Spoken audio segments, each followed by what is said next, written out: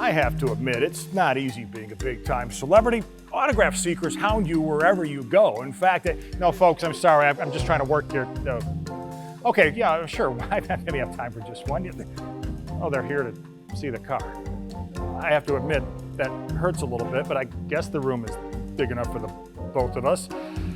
After all, the cars are the stars here at Stahl's, and this 1924 Delage GL skiff is no stranger to the big screen.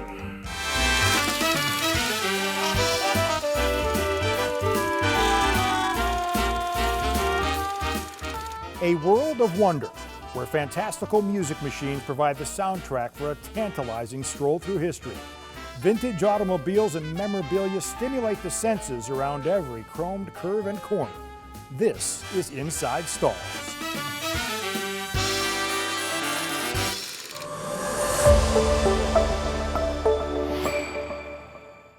The winner is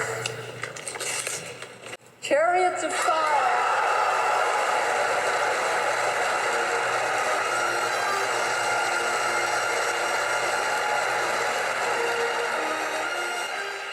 In 1981, it played a guest starring role in the Academy Award-winning film Chariots of Fire. It narrowly lost the Best Supporting Actor Oscar to John Gielgud.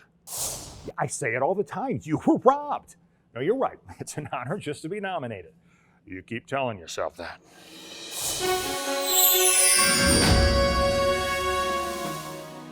Like a lot of big stars in Tinseltown, the car has undergone a little facelift since the movie. But its Hollywood past isn't even the most interesting facet of this relic from the Roaring '20s.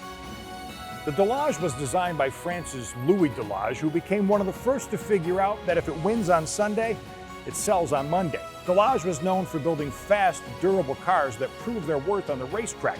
But his need for speed didn't come cheap, and he nearly ran his company into bankruptcy. Ironically, World War I bailed Delage out. He made a fortune supplying vehicles to the French military. And in 1923, he developed the GL, short for Grand Lux. The idea was to compete with the high-end Hispano-Suiza and Rolls-Royce, which at the time unapologetically billed itself as the best car in the world. It was ambitious, and at the time, you were considered state-of-the-art. Delage hired former Hotchkiss engineer Maurice Saint-Laurent to create a power plant that would make the Duesenbergs, Rolls-Royces, and Bentleys of the world weak in the knees. So he came up with this straight 6-cylinder motor, which featured overhead valves and produced up to 100 horsepower. Once you ran through that 4-speed gearbox, it exceeded speeds of 90 miles per hour. If that wasn't enough, you could order a different motor that provided an extra 30 horsepower. That was a lot of get up and go, especially for an old fogey like you. Age before beauty. I take that back, because the Delage wasn't only built to perform, it was built to turn heads.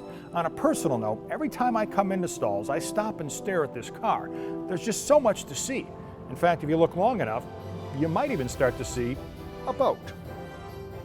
The custom coachwork was created by Jean-Henri Laborde. The torpedo skiff body was lightweight and built with ash ribs wrapped by 3 layers of mahogany. Copper rivets, smooth and painstakingly aligned, make it a rare work of art. Breathtakingly beautiful. No, I do mean it. You're welcome. All of this didn't come cheap. The chassis itself cost over $5,300. Add in Laborde's craftsmanship, and you're talking a lot of francs. But no Tom, Dick, and Harry's. That's a French currency joke. I'm a joke. Wait, I thought we were becoming friends.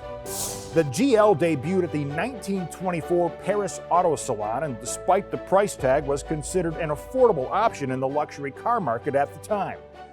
Unfortunately, the Delage wasn't built to last. Of the 180 constructed, very few survived.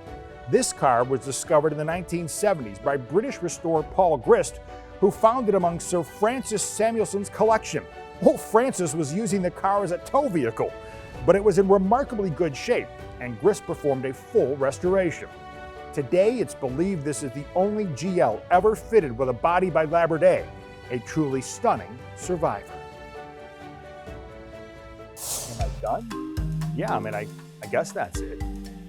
Stop stealing the spotlight. You know, you were such a diva. You were in one movie. Well, when they found you, you were a tow vehicle. I know. I love you too. To see the Delage in person, or maybe even strike up your own conversation, visit the Concours d'Elegance of America at the St. John's Inn in Plymouth on July 24th and 25th.